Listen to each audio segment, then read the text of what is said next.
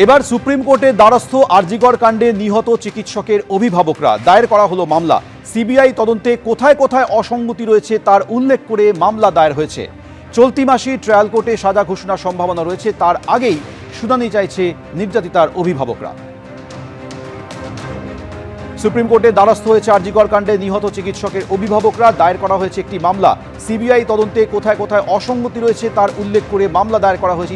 ইতিমধ্যে আপনারা জানেন যে সিবিআই তদন্তে অসন্তোষ প্রকাশ করে কলকাতা হাইকোর্টে দ্বারস্থ হয়েছিলেন নির্যাতিতার পরিবার। 35টি প্রশ্ন রাখা হয়েছিল, যদিও কলকাতা হাইকোর্ট সেই মামলায় হস্তক্ষেপ করতে চায়নি, কারণ যেহেতু সুপ্রিম কোর্টে মনিটরিংয়ে গোটা বিষয়টি তদন্ত হচ্ছে, তাই সুপ্রিম কোর্টে আসেন নির্যাতিতার পরিবার। আর এবার নির্যাতিতার অভিভাবকরা আরও একটি মামলা করেছেন, যে মামলায় সিবিআই তদন্তে কোথায় কোথায় অসঙ্গতি রয়েছে তার উল্লেখ রয়েছে।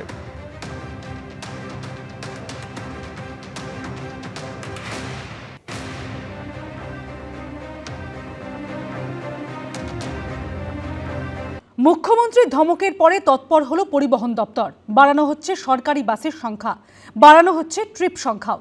আর অন্যদিকে সাধারণ মানুষের সমস্যা খতিয়ে দেখতে পথে নামলেন পরিবহন মন্ত্রী।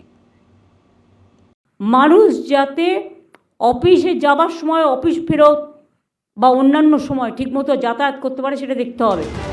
4 দিন আগেই মুখ্যমন্ত্রীর ভৎসনার মুখে পড়েছিলেন পরিবহন মন্ত্রী স্নেহাশিস চক্রবর্তী। তারপর নড়ে চড়ে বসল পরিবহন দপ্তর। সূত্রের খবর, সোমবার থেকেই শহরে বেড়েছে সরকারি বাস। কলকাতা এবং শহরতলিতে এতদিন 550টি বাস 3300টি ট্রিপ করত। সেই ট্রিপের সংখ্যা এবার বাড়িয়ে করা হচ্ছে 4198। নিউ টাউন এলাকায় বাসের ট্রিপ সংখ্যা 108 থেকে বাড়িয়ে 156 করা হচ্ছে। বিশেষ নজর দেওয়া হচ্ছে রাসবিহারী, গড়িয়াহাট, কালীঘাট, আলিপুর এক্সাইডে। কিন্তু তাতেও সমস্যা কি মিটেছে? খুবই কম। আমার রুটে তো নেই,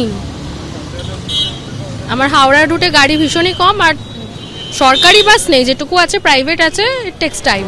2রা জানুয়ারি সারপ্রাইজ ভিজিট নিয়েও পরিবহন মন্ত্রীকে ভৎসনা করেছিলেন মুখ্যমন্ত্রী।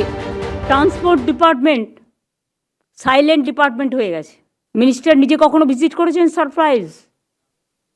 কলকাতার জায়গাগুলো নিয়ে ট্রান্সপোর্ট সেক্রেটারি করেছে কখনো? মুখ্যমন্ত্রীর প্রশ্নের মুখে পড়ে সোমবার রাস্তায় নামেন পরিবহন মন্ত্রী স্নেহাশিস চক্রবর্তী।